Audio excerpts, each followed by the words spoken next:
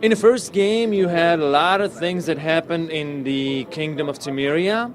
Life of the king was in danger at the end of the game. You managed to save him, and what's important, he still needs your help because there are still some few last places that don't really that have a rebellion going on, and this is exactly where the second game starts. It takes right after the happenings of the first game, so you're helping King to dwell the rebellion in one of the places in Kingdom Temeria, and it starts really huge from there, because in the second game, the main plot of the game will be assassinations or attempts of assassinations on the kings in various kingdoms. So scale of the events is much wider. A lot of more things are happening, like armies, epic battles, a lot of stuff, and it's also much wider and deeper in terms of emotions, because we're digging deeper in Geralt's memory. In the first game, he has forgotten a lot of things.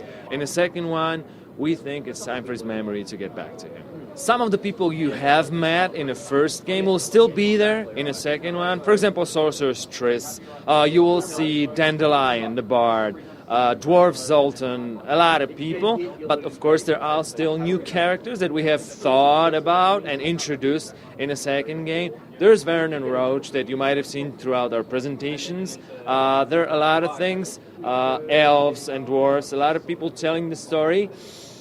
All of them are telling the whole new story of, as I mentioned, assassinations of kings and things that are going on in many kingdoms, and what it leads to as a great final ending of this game. We've got actually way more endings than we've had in the first one, so it's more non-linear story this time. Combat in The Witcher 1 was one of the things that quite a lot of people complained about, because we had time-based sequences of strikes. So we have redone and redesigned the combat. Of course, you still have like a distinction between strong and fast strikes, but right now you can, well, I would pretty much describe as you can make out your own stance of fighting, because you can use any types of sword strikes in any order.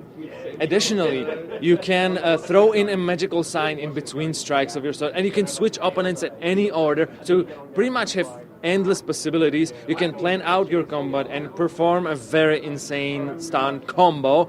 But what's even more important is that it's not obligatory. I mean, there are endless possibilities, really cool advanced features of combat, but for all these guys that don't really want to use combat or don't really care about combat in an RPG game, there will be an easy setting, which means you won't have to use these. You have learned a lot of new magical signs throughout The Witcher 1. So in The Witcher 2, you don't learn them from scratch. You already know these, but because we still want to have a lot of room for character development, they're like on a basic level. So you can still learn a lot in The Witcher 2. And regarding character development, you have like 3 main ways in which you can develop your character. And you can actually choose to be a master swordsman or a magical witcher or more alchemy oriented. We put a lot of effort into writing the story.